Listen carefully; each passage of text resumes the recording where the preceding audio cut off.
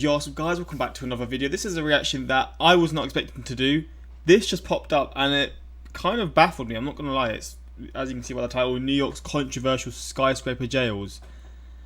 I didn't know there was such thing as a skyscraper jail. Like, I'm sort of thinking, is one of the buildings in the skyline of New York as just a skyscraper? Well, obviously the skyscrapers. Is it just a jail? And it looks like just this office building or something. Like, what is going on? I mean, I guess not. If you're in a jail, there's not going to be windows and stuff. But yeah, this sounds pretty insane to me. I mean, I never knew there was such thing as a skyscraper jail, but I guess there's many of them. It says skyscraper jails, so yeah, it's plural. So I'm assuming there's loads of these just dotted around New York and maybe just around the US, maybe even in the UK. I don't know, but I'm not really a jail connoisseur, so I don't know what sort of jails there are. But I didn't realise this was a thing. But yeah, we're going to learn through this video. Hopefully, it shows what they look like. And I mean, yeah, that's pretty much it. Hopefully you're going to enjoy. Links are in the description to my Patreon and my Instagram and my Twitter for those who want to find those. But let's just check this out and see what these jails are about. This is the location of a new prison for the city of New York. A new prison? It will be a 29-story building. So it's being built? Just down the street from the Manhattan courthouse. It's one of 4 new jails the city is building in each borough except Staten Island. Combined, so these jails will have 3,500 beds to house 3,300 inmates, a nearly 2/3 reduction from the incarcerated population when the plan was initially proposed in 2017. These new facilities are part of a years-long plan to reduce the incarcerated population to historic lows.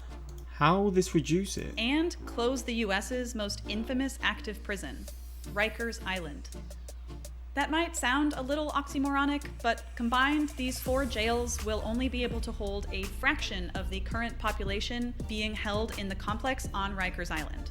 But while closing Rikers has long been a goal for reformers, many question the safety and efficacy of building new jails in the middle of bustling neighborhoods. Yeah, it's pretty interesting actually. How the fuck do they plan to do this? So obviously I know about Rikers Island. I don't know about the controversies and stuff. So maybe there's history behind it as to why people want it gone. Maybe it's just like corruption or just things go on there that other people don't know about because it's just an island and no one can get there. I don't know what the controversies are behind it, but if you're building prisons like next to sort of areas where people live and stuff like that, it's not gonna. The possibilities are like, it could go wrong, you know? Like, if it's a skyscraper prison, I'm sure there are ways that people are going to find to escape. Maybe it'll be harder to escape, actually, because if you jump out, you're just going to fall to your death, so... The original Rikers jail opened in 1932 with a planned capacity of about 2,200 people. But within a few years, it already held 3,000. That overcrowding and subsequent stretching of resources has pretty much been a defining feature of the jail complex ever since. Decades of neglect meant that by 2017, the 7,500 people detained on Rikers Island lived in squalor. Jeez. Many buildings lack air conditioning, the wind brings the scent of landfill to the island, and frequent leaks further damage the already dilapidated buildings. Okay, so I see why they don't want it there anymore. All of that makes Rikers a hotbed for extreme violence. In 1990, one inmate told the New York Times that if you had an enemy you wanted stabbed or killed, you could find someone who would do it for a single carton of cigarettes. God damn, man. It makes you just... This is particularly shocking. Because obviously you don't get these things in prison. So you'll do anything for the smallest things that we sort of consider outside of prison. But inside of prison, those small things are everything. And you'll do all that just to get a pack of cigarettes, bruh. I mean, I don't know how I would go to prison, but I pray I would never go to a jail. Because... I would never be put in jail or whatever, because fuck that, man. I mean, obviously that's what they want. They want to put you off going, but still, fuck that. Because at any given time, 3/4 of the people held at Rikers haven't even been convicted of anything yet. They're just awaiting trial in jail because they can't afford bail. What? Oh, that's mental. Even the island's location causes headaches. The whole complex is right here, and just one bridge connects it to nearby Queens. This makes it exceedingly difficult to access, for inmates needing to access resources, for loved ones attempting to visit, and for the jail's many employees. Each year, the Department of Corrections spends $31 million transporting defendants to and fro. So for decades, activists tried Basically 31 everything to mil. close Rikers, or at least make it more humane. Armed resistance, mass protests, and lawsuits. But all of them failed. Until 2017. In 2015, a former Rikers inmate named Khalif Browder died by suicide following the trauma he suffered at Rikers Island. Jeez. Subsequent protests and a damning report by an independent commission finally convinced the city to act. In 2017, then Mayor Bill de Blasio announced the closure of Rikers, or rather, the eventual closure of Rikers in the mid-2020s. But doing so relies on a soon. two-pronged plan. Really soon. Number one, reduce the total incarcerated population through a number of reforms. And number two, build those 4 new jails, which will cost over $8 billion. God There's damn. a huge variety of methods that the city will use to reduce the incarcerated population, which will, at least in theory, save the city a lot of money that currently goes to keeping people incarcerated. For example, bail reform. As noted, 3/4 of the people held at Rikers at any given time have not actually been convicted of anything yet. That's They just baffled can't me. afford to make bail to. So a lot of them probably, well, I say a lot of them, some of them are innocent. They are gonna be innocent, and they're just held on this island where you can't do anything. You're stuck with these really dangerous people, and you're just screwed. Like, bro, imagine you're actually innocent and you just can't do anything about it, mate. That's just one of those pains that I cannot imagine. Goes back to the guy who committed suicide. I can see why, because he's probably, I don't know what's gone on there, but it's led to this because of the PTSD or the trauma that he's had here. And maybe he didn't even commit the crime. Again, I don't know, but there's going to be cases where they haven't committed the crime and they're just stuck there for bail, like, because they can't pay their bail. That's nuts to me. to get out of Rikers. And a lot of them are there for pretty minor misdemeanors. It's crazy how much money really does make the world go round. Obviously, it shouldn't be crazy, but just certain things like this, like, you got money, you can get out of this situation. And if you don't, you're screwed. Like, obviously, if you've done something bad, you shouldn't be able to get out of the situation anyway, but it's just a bit messy. A few examples of these that can earn the alleged offender a ticket to notoriously violent Rikers: possessing a small amount of marijuana, Oh my driving God. without a license, stealing a backpack, setting off fireworks without a permit, or jumping subway turnstiles. So instead of What? chucking those people into prison, supervised release programs could allow them to live their lives normally while awaiting trial.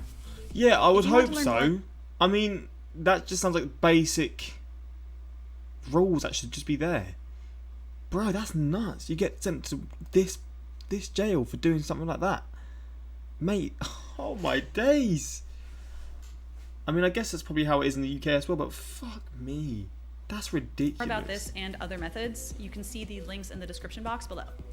I'm The learning some 3,300 things, who man. will remain incarcerated will be transferred to 4 new jails, each located near its respective borough's courthouse. Each jail will be either 19 or 29 stories and have 886 beds. With only 4% of the city's currently incarcerated population, Staten Island will not get a new prison. The idea for these new facilities is to replace dilapidated Rikers with state-of-the-art buildings more in line with those in other cities and countries. Cells will be more spacious, and common areas will provide easier access to educational and health resources. Creating Okay. community and commercial space is also a priority, with 20,000 square feet for that purpose at the Manhattan site alone. Is this like a little restaurant? They got like little restaurants and stuff. Bro, if that's the case, that's kind of cool. It's like a mall. For real. Supporters of the new jails point to these and other benefits, including the possibility of minimizing the stigma towards incarcerated populations. But others are not as optimistic, particularly the people who live in the neighborhoods where the new Yeah, jails will that's go. fair enough. Can't blame them. And so this jail, taller than the Statue of Liberty, enormous, one of the largest, tallest jails in the world, is again a bastardization of the idea of having smaller, fair, more just buildings. This is Jan Lee, a third-generation resident of Chinatown and leader of Neighbors United Below Canal. NUBC is an activism group aimed at stopping construction of the Manhattan prison, which would replace 2 smaller existing prisons in Chinatown. Years-long demolition, years-long construction. These things have impacts on our community. Lee argues that by the time they're done, the total cost of these jails could far exceed the original estimates, and that only certain neighborhoods have to regularly accommodate this and similar projects. So do people live in Chinatown? I thought Chinatown was just a place where there was like restaurants and it was just sort of themes of things that are in China and stuff. I'm guessing like there's actually like there's housing in Chinatown. I don't know how it works, but is it like a neighborhood or is it just like a sort of area where there's just certain things that are related to China? If it's a neighborhood, that's kind of cool. I didn't realize it was like that because it's genuinely just like being in another country. Then I can almost guarantee there's probably some people who live in this area that just don't leave it because they just feel at home. You know, that's crazy to me, but that's cool as well. We just keep getting jails and we keep getting homeless shelters where other neighborhoods don't have these things, and that hems us in from future growth. That hems us in a lot of ways where us psychologically it's very hard to deal with this. And when tourists come to Chinatown and they start to see this construction going on, they see this streets being closed, it's just another indication of why people would want to stay away from this area instead of being drawn to it. No New Jails is a coalition of advocacy groups that calls for the closure of Rikers and, as the name suggests, no new jails. They argue that any new jails are doomed to just become Rikers 2.0. So what's the... You need prisons and jails, so what is their end goal? Are they just thinking not to have jails and stuff? Like, what's going on here? Or is there like another thing? Because I can say, yeah, that's fair enough, no Rikers and don't build these prisons here, but you need prisons at certain areas, right? Over time, and that the funding for the buildings should instead go to efforts to prevent crime and recidivism. Absolutely. We believe that people should not have to be incarcerated to receive the services that they need to heal, and this is an upside-down equation. But there's always going to be people in jail. There's certain people that just can never be helped, you know. A lot of them can be if they're given the right situations, if they're given the right help before, but certain people are just going to end up in jail. So you need jails, but I guess, yeah, that's a fair point, because a lot of funding goes into it. But at this point, you're sort of stuck in a situation now where you have to pay for it, because if you don't, then the jail inmates are screwed. I don't know, it's a weird situation. We want to see the communities that are most affected by the criminal justice system have a robust investment in their communities in the way of job training and healthcare and youth programs and things that will keep actually people from going into jail and keep that population low so that we could have very small jails. Nonetheless, demolition to prep the sites began in mid-2021, and work on the facilities themselves will begin under the new Adams administration with expected completion by 2027. Just want to search, because it doesn't really say. Skyscraper prisons, because I guess it's just a quite common thing that I just didn't know about. Metropolitan Correction Center, Chicago. What the fuck? This looks like a flipping thing from Star Wars or like Star Trek. Just like a space film. It doesn't look like it's been built on Earth. It's not the most beautiful thing, I'll be honest with that. Is this like where they... like the little courtyard area? God, that's strange, man. That is wild. Yeah, what would they do about like going outside and stuff? Mate, that's quite interesting. But that's this reaction. Let me know your thoughts on this. And I mean, yeah, until next time, like, subscribe. Peace.